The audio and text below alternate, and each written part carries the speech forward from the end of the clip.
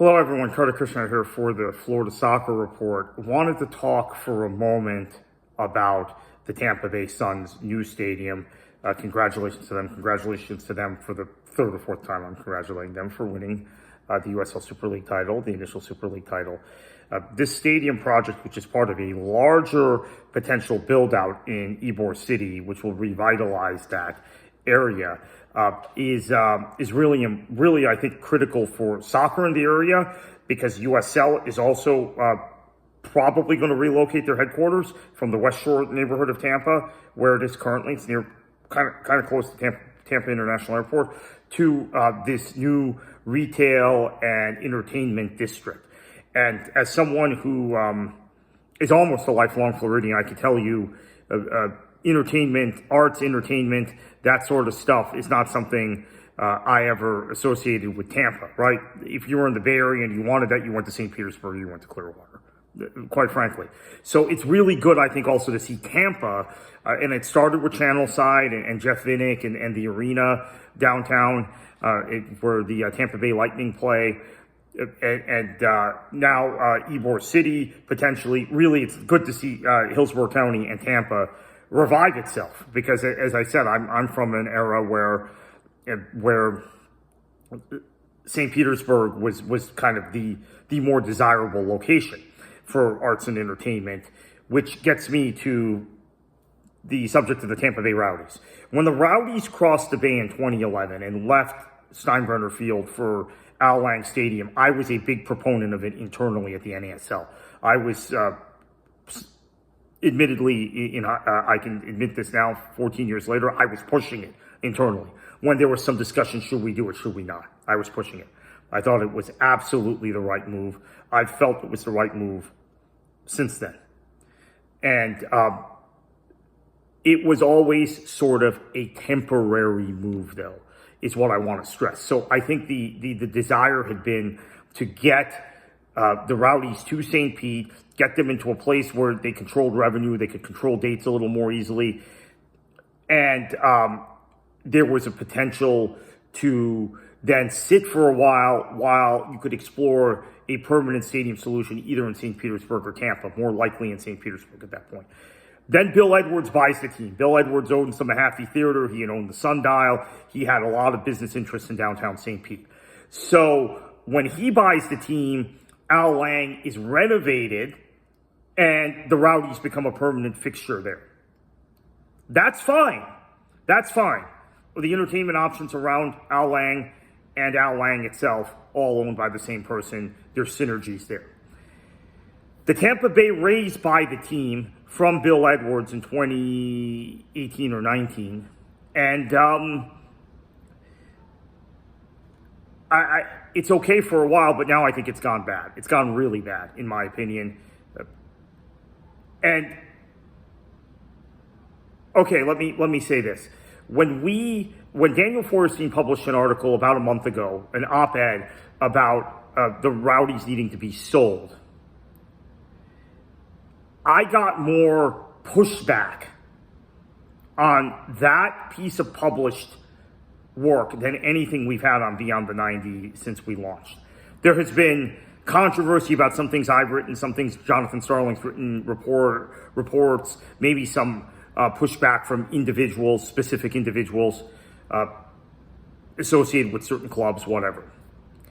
But this was, I think, quite frankly, something that I didn't expect. And it was an op-ed piece, and I also told people, look, it was Daniel's opinion.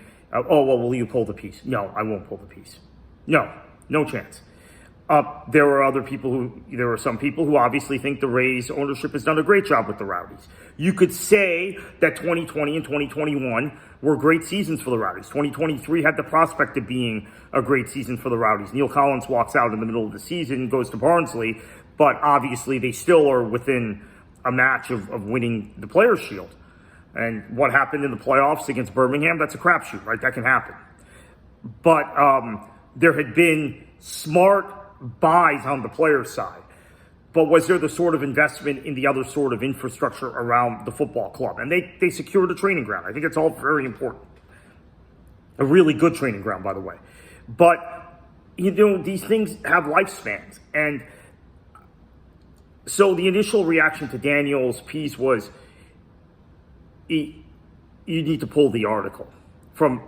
I heard this from multiple people, and I'm not going to get into it, but I was really kind of so surprised by how much pushback I got, or we got. Because it wasn't my piece, and it wasn't my opinion. And I stated, look, it was Daniel's opinion. I don't necessarily share the same opinion. But since then, there have been Rowdies fans who've come to me privately who've said, thankfully, someone put that out there. Everybody is saying that, and I don't think it's everybody, but I've heard people say it's everybody saying that privately. Now, I know I've been to a couple Rowdies matches this year where we've had some rancor, and we want our club back, and that sort of thing has been chanted. Now, that could mean anything. That could mean, hey, we're dissatisfied with one or two elements, although it probably is ownership. Let's be real. So the Rowdies don't have a solution with Al Lang, and I think as long as the Rays own the Rowdies, there is going to be a problem with the city of St. Petersburg. I don't think that necessarily helps matters with the city of Tampa. USL can help facilitate a solution, but I don't know how good the relationship is between the Rowdies and USL, quite frankly. They're in the league. They're in the USL Championship, but I think that there's some other things. I don't want to get into it today. Might have to get into it in the future about that relationship. Now, the Tampa Bay Sun are a model organization on the women's side, a model organization, I think, in general. So the question then comes, which we've already seen again in the last 24 hours, can the Rowdies hitch their wagon to the Sun? Can the Rowdies eventually relocate to Ybor City? Go back to Hillsborough County, go back to that side of the bay, potentially with new ownership? And the answer, I believe, is yes. I don't think they can do that with the current ownership. Now, with the current ownership, can they negotiate something at Al Lang?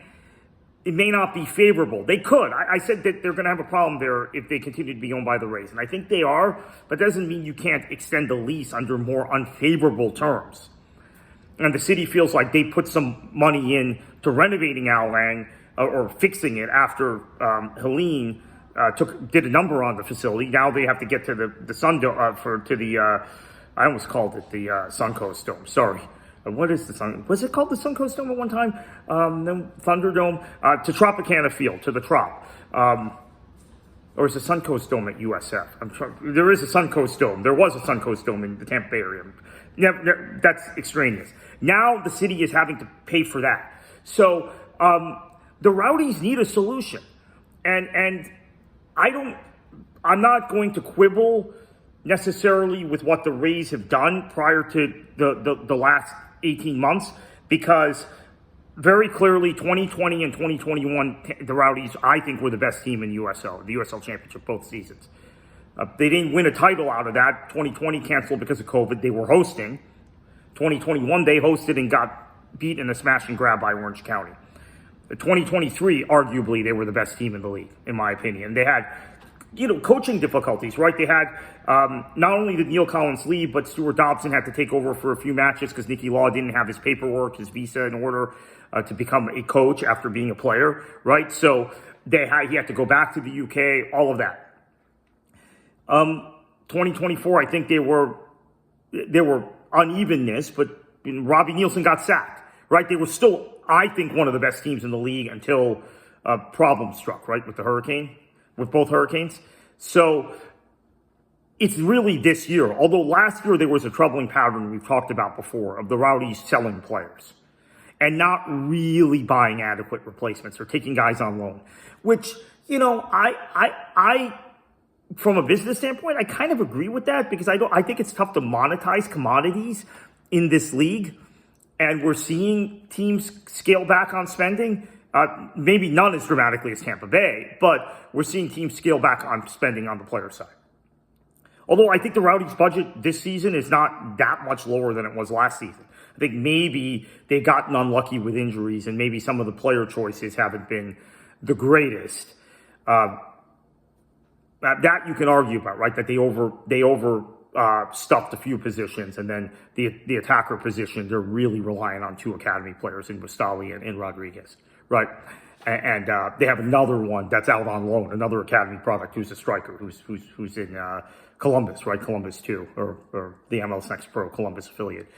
So that you can quibble with, but it does feel like the Rays ownership may have run its course.